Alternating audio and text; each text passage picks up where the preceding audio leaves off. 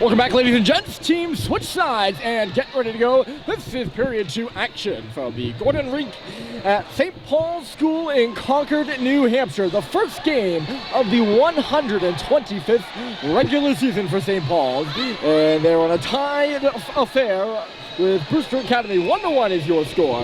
The goals in the first period, Brewster got on the board first. Grant Sikic scored for the Bobcats.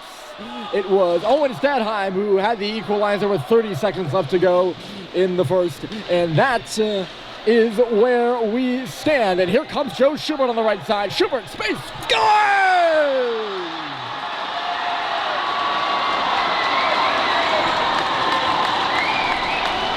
Joe Schubert, and it's 2-1! Just like that!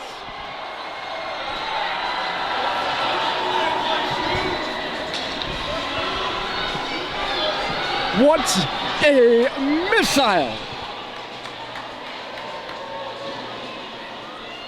I believe Russell will get the assist there. Not even 30 seconds in, and we've gone from tie game to a big red lead. He puts it top shelf. I think that one glove side on the goaltender, Sam Levechi. Was not bad in the first period. And now, feel the energy in this building. 2-1 St. Paul's leads, and they're up there on the forecheck again. Slamming some bodies. Hep tried to keep the puck into the line with a step up. Coming back is Schubert to hold his position, and here's Hep again swirling with it.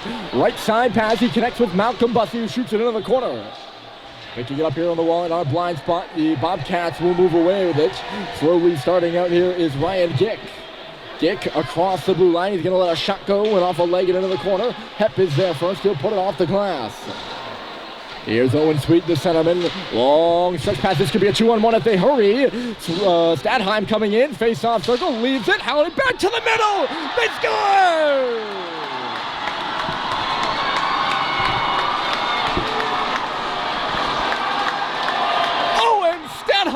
Second of the game, and it's 3-1.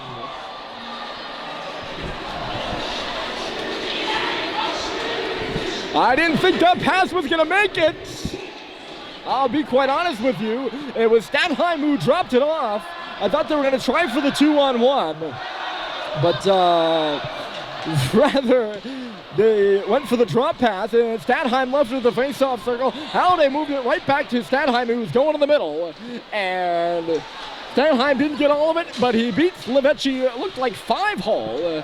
And now here's Cox. He's looking for more. Good poke check. Following up is Stadheim again. He was going for the hat trick there. Look out in the stands as it flips up and out of play.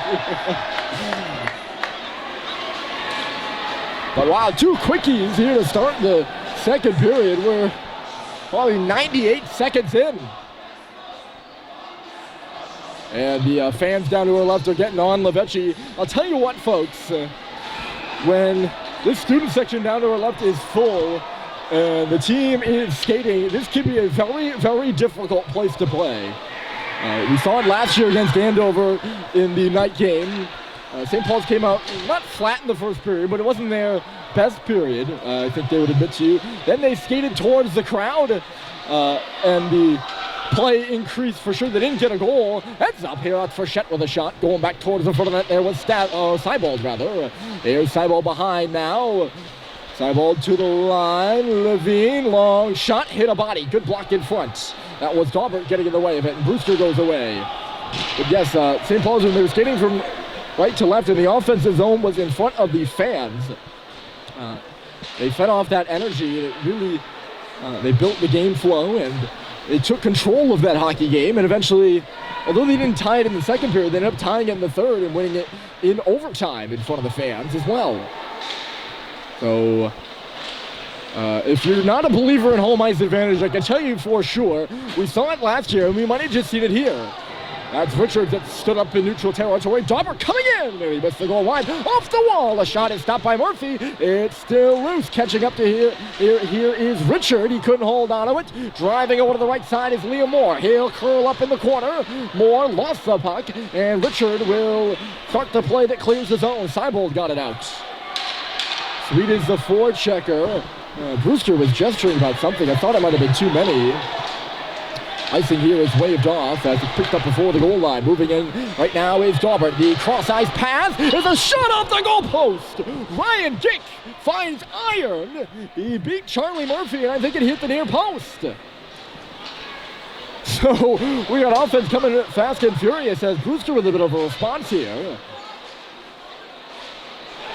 Now we get on the right side, that's Lynn, he drops it off. Uh-oh, look out, here comes Schubert left side. Schubert shoots, save is made, rebound. Going to the goal there was Harrison Sweets. And it was knocked away, we could have won the other way. Ryan Gick was coming in, but he's offside and the Bobcats are still offside. This one should go all the way down the other end as Brady Hoff just refused to get out of the zone. Junior out of Ipswich, Mass. He's got 29 career points, 18 goals, and 11 assists, Hoff does. And he was hunting for a goal there, but illegally so. Face-off will come to the left side on the play. 3-1 St. Paul's. Two really quick ones here to start the second. We're only 4 minutes in. Not even, actually. I didn't even get to mark down the second goal in my book. 9 from 19. Owen Stadheim has 2 so far. Joe Schubert has got a big hit over this way by Cooper Flinton on the receiving end, and that was Eckstein, and Flinton's driving up the middle. He got knocked off the puck, no penalty on the play. Levecchi's just going to have to hold up here. And we're going to stop it with 13:50, and crowd loves the chatter. That line of Schubert, Bussey, and Flinton really got this second period started for St. Paul's. Some good athletes on that line. Schubert and Flinton, both good baseball players, and Malcolm Bussey, the Gatorade New Hampshire Football Player of the Year. Schubert in the slot, and a save is made by Levecchi. That's a tough turnover there for Brewster, and St. Paul's is hopping all over him too. Schubert and Bussey double team Daubert in low. It'll come up 5 for Flinton. Come up high, not fly. I get tripped up on my words. Flinton was almost in there, but it was stripped by Grady Pierce, and he'll lead the rush out to center. That's Pierce. He was hit by Russell and lost the puck. It's up off the glass. Flinton will have a smack at it. Over to the right side, Bussey is hustling. St. Paul's is onside. It's sent to the front of the net. Intended for Flinton, but it hit a Brewster stick and went out of play. So this is where the challenges will be presented for Brewster. There's a lot of time left in this game. However, they are smaller and less deep than St. Paul's. Not smaller by much. I think St. Paul's might have, 22 or 21, and Brewster has 20. But crowd gets going. There must have been something behind the play. That's Stadheim who's hit hard. Play continues. That gets the Brewster bench going over there as this building certainly getting loud now. It's left for the line. Here's Stadheim. That was a nice little move, but he had it trickle away from it in the corner.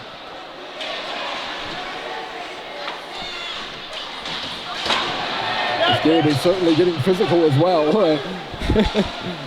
Grant Sickett trying to come in across the line. Halliday was all over him and forced a turnover. There's a stick lying in the middle of the ice. The referee comes over to pick it up. Not sure whose that is. Cox now leading the rush. I don't know if he tried to drop it off or what, but the puck ends up in deep below the goal line. St. Paul's in the process of a change.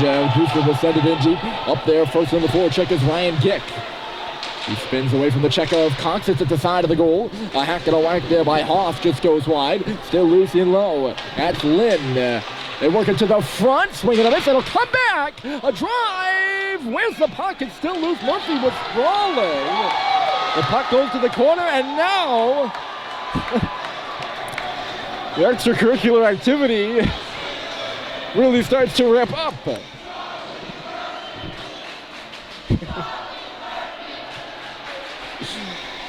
Crowd chanting goaltender Charlie Murphy's name. He had to make a few stops in there. A lot of traffic in front.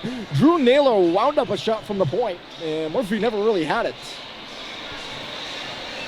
Referee's trying to sort something out, and there aren't any penalties, but this is going to come outside the zone for some reason. Don't ask me about that rule. I have no idea. There are a lot of plays where I am, the officials kind of leave me in the dust in terms of knowledge, but I'm not a trained referee, so I can't inform you on that one. Big two-man collision, and both Frechette and Murphy go down as St. Paul's works in. That was Culver with a shot, got blocked. Comes back towards the middle of the ice, and it's picked up there by Pete Stanger. Stanger in all by himself. He gets by, and Stanger to the backhand. And coming in as well was Murphy, but he never saw him. My goodness, that was a 2-on-0, and Stanger was coming out of the corner. All he had to do was lay it in front, and he didn't.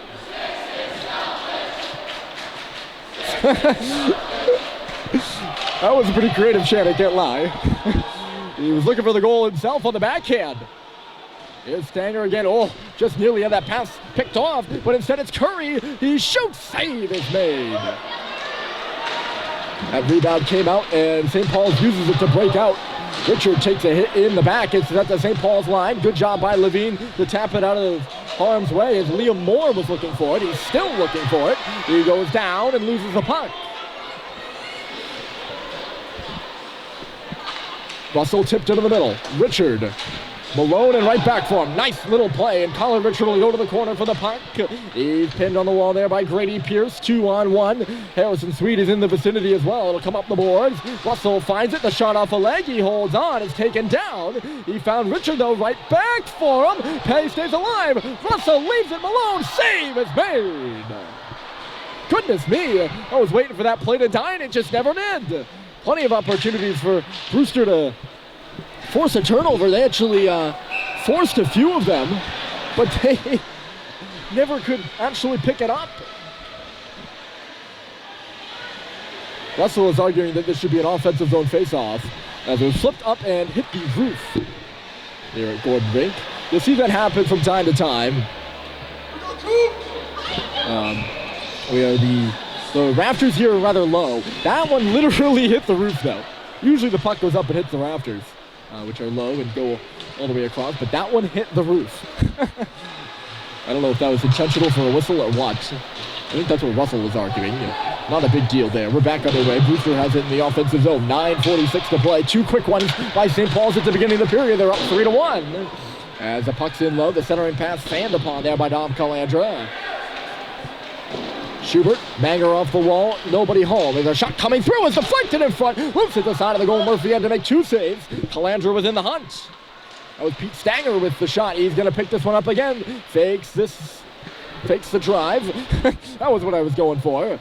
Bussey pinned him and dug the puck free. Hustling over there with Sullivan. He's going to try to get a play on it. Sikic working him over. It comes off the wall, and Flinton will flip it loose to center. That's Stanger. He's hounded by Malcolm Bussey again. Coming in to help out is Flinton. He'll turn it the other way on the right side. Cooper Flinton. He's got Schubert with him. Flinton the shot. And a blocker save is made off the wing side there by Levecchi. Schubert in low working on Stanger. Here's Joe Schubert. It's loose in this near corner. Can't really see what's going on right now, I'll be honest. It's Flinton trying to drive his way to the goal. It was knocked away at the last second. Bounces towards the middle. Dangerous now. Stopping on a diamond. Bussey! And a big hit there. And oh dear, the helmet's coming off and fists are flying. Oh my goodness. That was Bussey who stood up Daubert.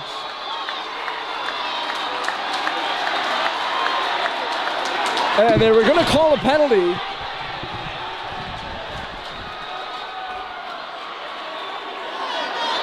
And something must have been said in the midst there by a Brewster player, because Malcolm Bussey went animal.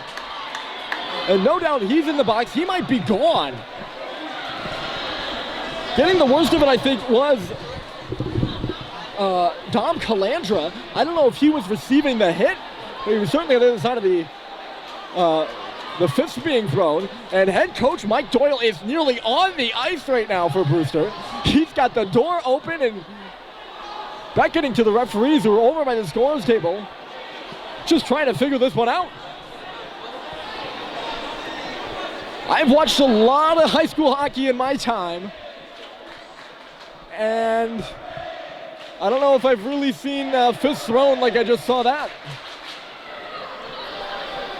You see that once in a decade, maybe.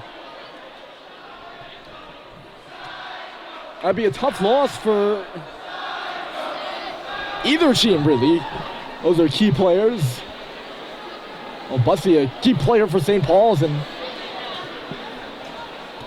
Daubert, a key player for Daubert, Calandra, whoever was in the midst there. I can't tell. It was just about everyone on the ice got involved in the scrum afterwards.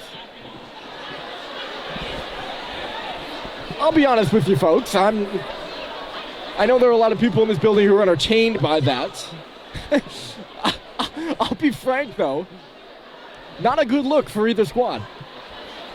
Into the box is Grant Sikic for Brewster, and Flinton's gonna go off for the Big Red. I would think that Brewster's gonna somehow get a power play out of this. Well, they were gonna get a power play anyways, because Bussy was gonna go off for interference, I believe. That's a whole nother conversation on that call.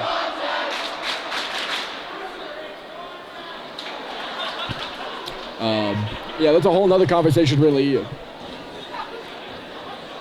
But then Bussy instigated the fight, and we get a long stoppage here. Still 8:31 to play in the period. That's about as wild as it gets.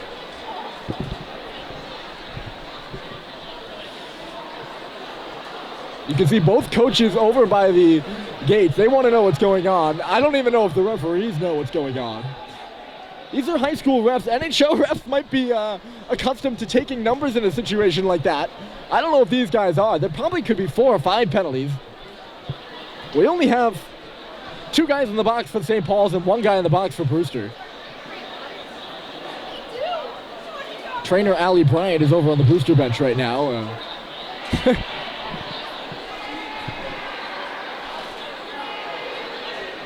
I did see Max Eckstein skate away from it with his hands in the air.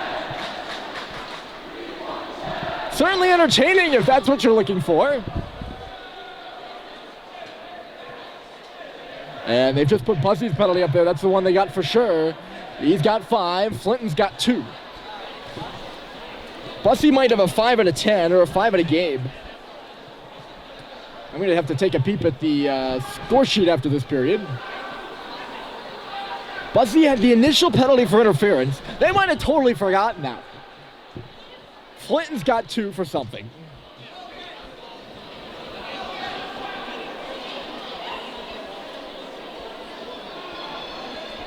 We'll keep an eye on what's going on with Bussy and when we see him on the ice, if we see him on the ice at all.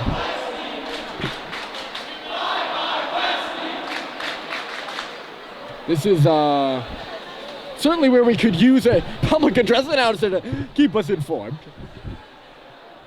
That guy would probably be me, so I'd much rather be here with you. Sikic they've put up for 2 minutes. And it looks like that's going to be all. They're chanting Daubert's name in the building. He's the captain for Brewster. He's out of Canton, Connecticut. And a forward. He's not the guy in the box, though. Grant Sikic is in the box. And now maybe Sikic is going to come out of the box. They open up the door. The referee, Chris Go, was chatting with him. I'm sorry, Michael Go.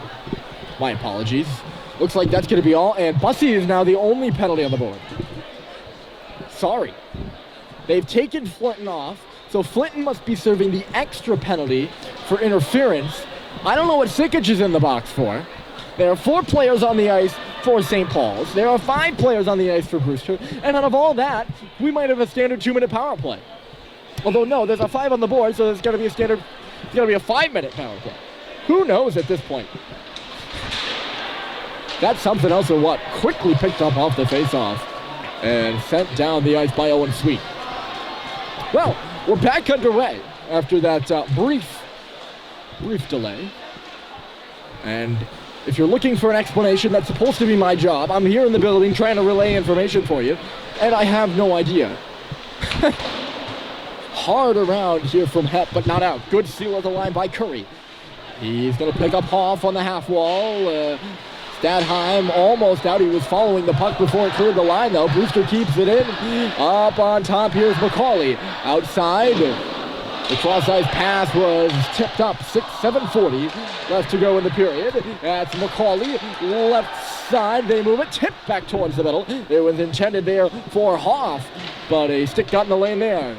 Stanger in low. Here's Hoff, a one-timer, and a stop by Murphy with the pad. He was rather deep in his net there, but made a good save, kicking out the left pad. It's in low. Luke Lynn to the line. Stanger, they run three men up high. That's what the Brewster power play is.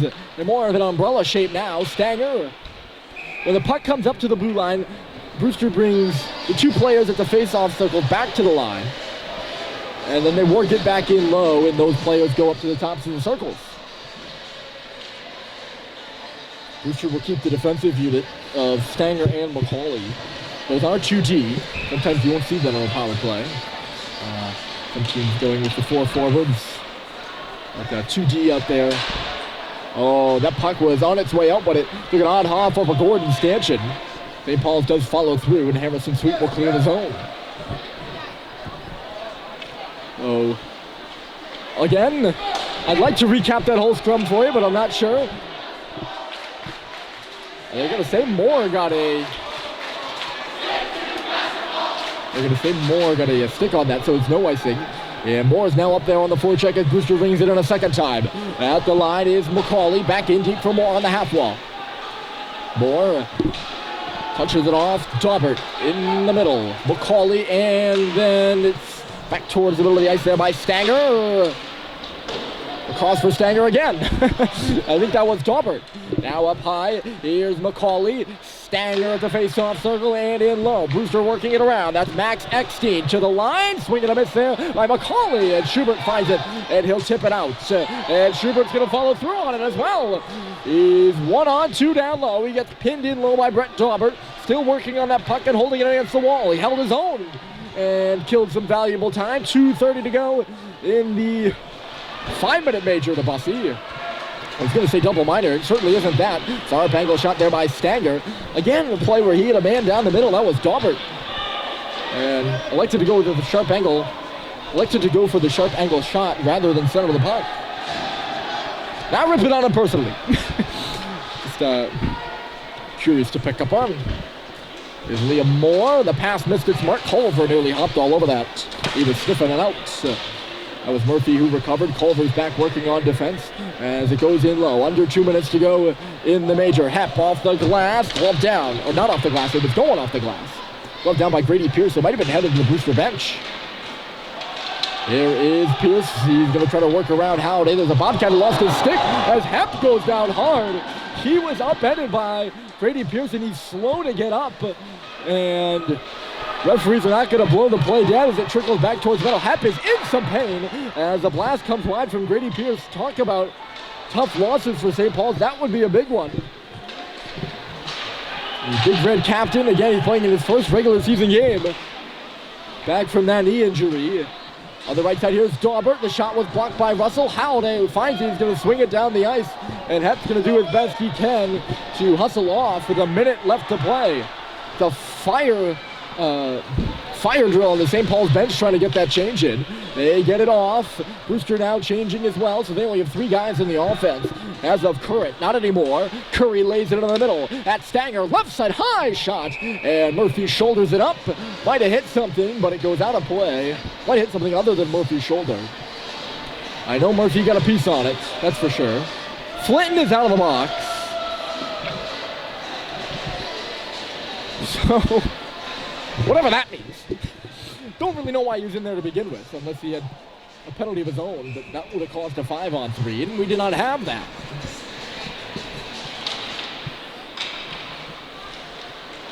Cox, he faked the slapper on the boards and just decided to pin it. I don't know if he whiffed or faked or what was that. Almost effective. Brewster gets it back. McCauley, a shot through traffic. Rebound right to Cox. And down the ice it goes. Levechi will touch it aside. 26 seconds left to go, and McCauley will try to lead the rush. Bottom of his own dot. He finds Stanger on the left side. And Stanger! Save is made by Murphy.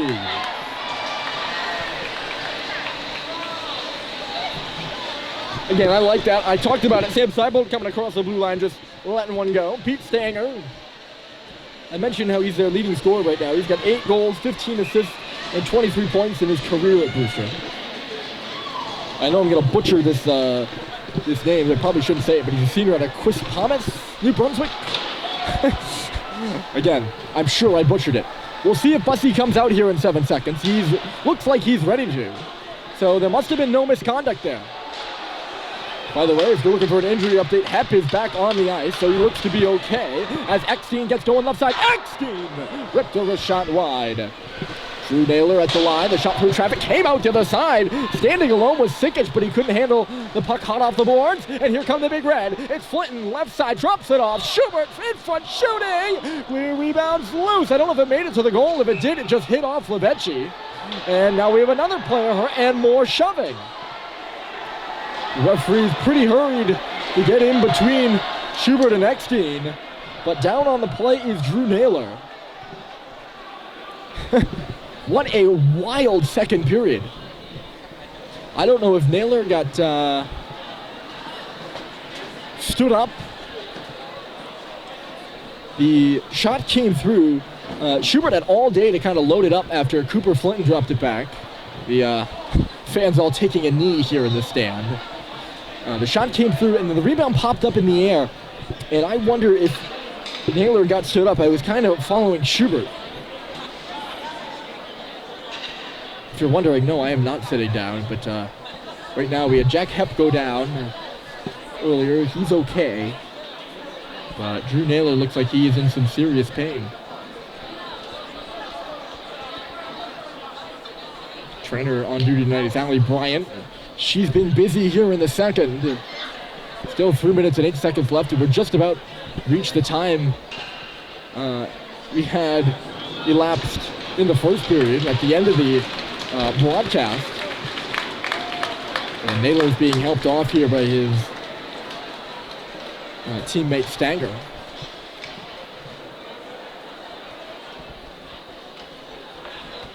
Both teams got to be pretty bruised up after this period, and we just hope that Pete Stanger is okay.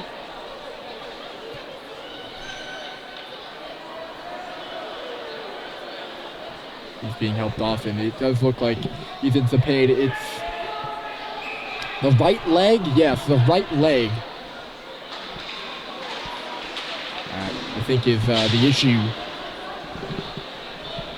All our thoughts are with Drew, and again, if he pops back on the ice, I'll be sure to point it out. Get an injury update on him. St. Paul's is onside. Butzel scores!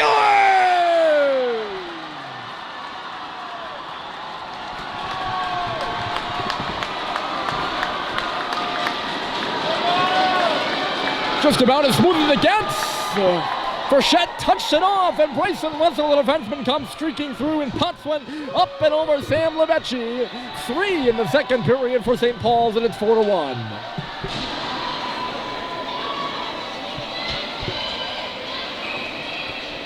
I believe it was Frechette at the line. Great touch by Fitz. And he saw Russell coming all the way. Here's Frechette himself now. Frechette had it poked away from him. A little bit of fire in his belly there. His kick coming up ahead. Knocked down there by Seibold, and they're going to call it a hand pass, or maybe he closed his glove around the puck. I was writing stuff down in my notebook, and Mike Doyle's over there on the bench. I see him gesturing hand pass. He's confused as I am. And he might even saw it. They blew that play dead pretty quickly. But yeah, not entirely sure if that was Frechette. What if it was? Great play on his behalf. There's his brother Mick with a shot. Went off the referee. Oh, nearly right back to the front of the net, too. Dangerous looking play.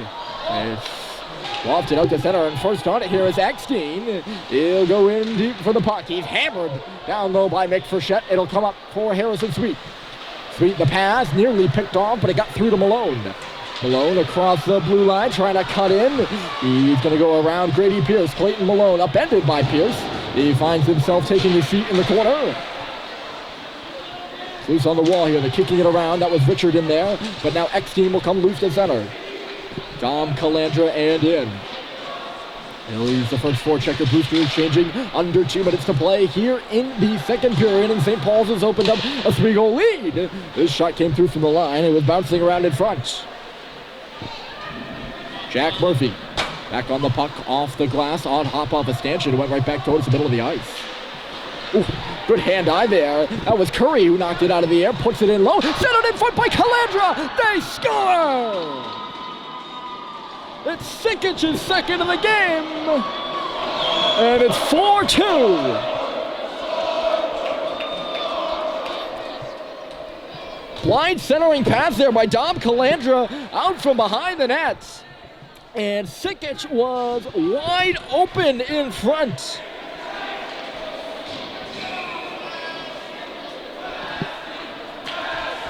And he beats Charlie Murphy. Tough one to stop there with your Murphy. Sikic all alone, and he had all day. There wasn't a defender within a country mile radius, it looked like. Another slick little play there. He talked about Frichette's slick play. That was Calandra with the slick play behind the goal. And a slick play there by Reed Curry as well to knock the puck out of the air on the wall and kind of get things started. And Brewster's pulled back within 2. Another late goal. With a minute left to go. There's a drive coming through, and it'll whistle all the way around. Murphy's got to get on his horse, but Stadheim beats him to it. He's got Sweet going to the front of that. Sorry, that was Halliday, and he's taking down his face. Looked like it went into the boards down low there. He's back up and okay, and looks to throw a body himself. Moore steered off that check with some ease. We're going to stop here with 41.2 on the clock. It's been a rough and tumble second period. Second period's, they say it's the longest period. Certainly been the longest period here, I can tell you that. Over 32 minutes on the broadcast. And you can do the math there, but we play 18 minutes of hockey, and we're at 32 minutes on the broadcast. That stoppage time is immense. Shot coming off the right wing side. It was bouncing around. That was Sweet who let it go. We get a little more action behind the net here after the play. Grady Pierce kind enough to make sure he finished his check on Stadheim even after the whistle blew. And I think they're going to take numbers.